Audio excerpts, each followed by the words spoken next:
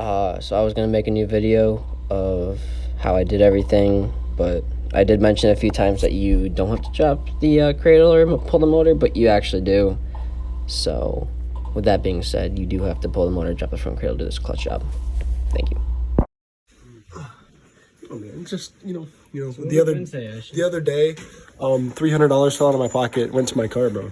It happens. Are we filming this? Yeah, I want to make a YouTube video so other people don't have to drop the whole front.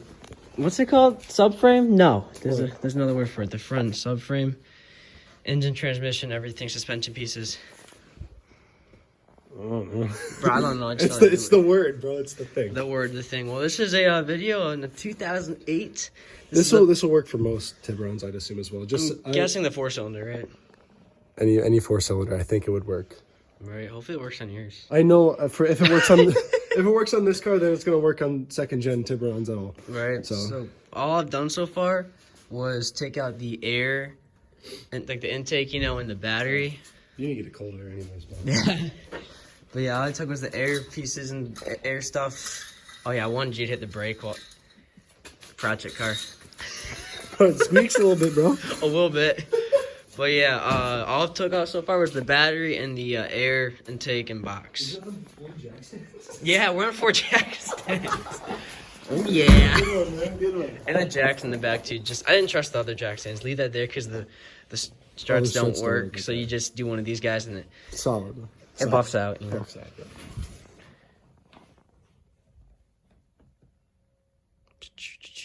How does the drive go from this side to that side?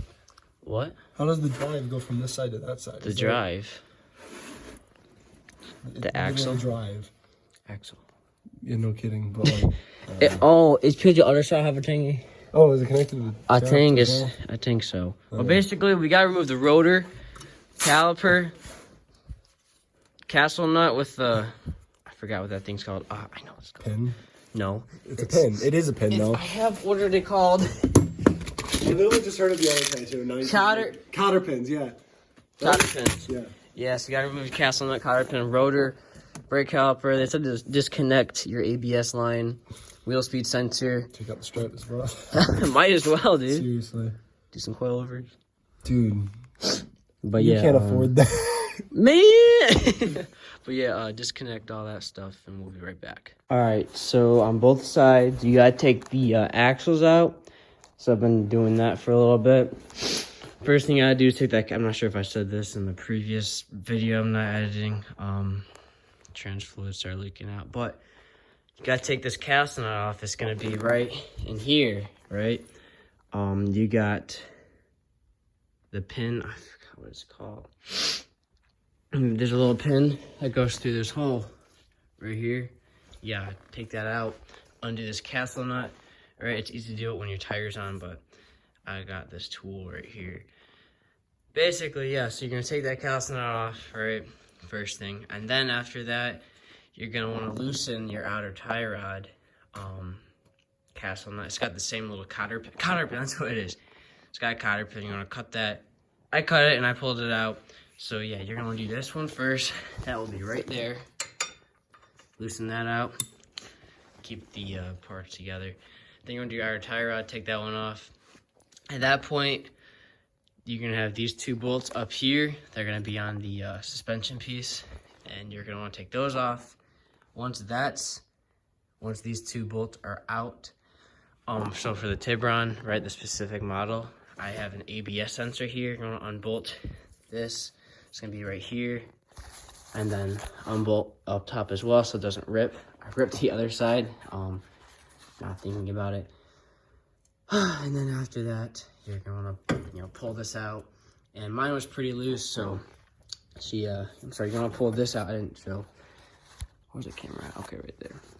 You're gonna pull the axle out. Mine was really loose, so it came out really easily. So, and pull her out. She's a little stuck, but other side came really easily out. So, yeah, same for this side, and just make sure you get the ABS wheel speed sensor. I broke this one, but pretty simple concept. And when you do pull the axle out, right in there. So the transmission is, it's gonna leak trans fluid. So mine is very old. I was able to pull this out pretty easily. At first I thought it was stuck. I guess it gets a little rusty on that side, but I realized that this pushes in and out, so you just kind of, you know, get like a breaking point, I guess. I don't know how to explain it, but basically I pressed this in a little bit, then pulled out really hard. It was still in the car, and it came out pretty easily. So that is the both axles out. And yeah, because they connect to the transmission, you couldn't drop the trans with those axles in. All right, well, I'm back a couple days later, and it turns out you can't drop this trans without pulling the motor or dropping the whole front cradle. So, yeah, trans fluid all over the floor and stuff. But, yeah, going to buy an engine hoist soon. I'm really looking for one. And gonna lift the motor out of here. And also trans as well. I'm not sure exactly how it's gonna work. If I have to disconnect the trans, lift the motor out, then lift the trans out, or lift them both at once.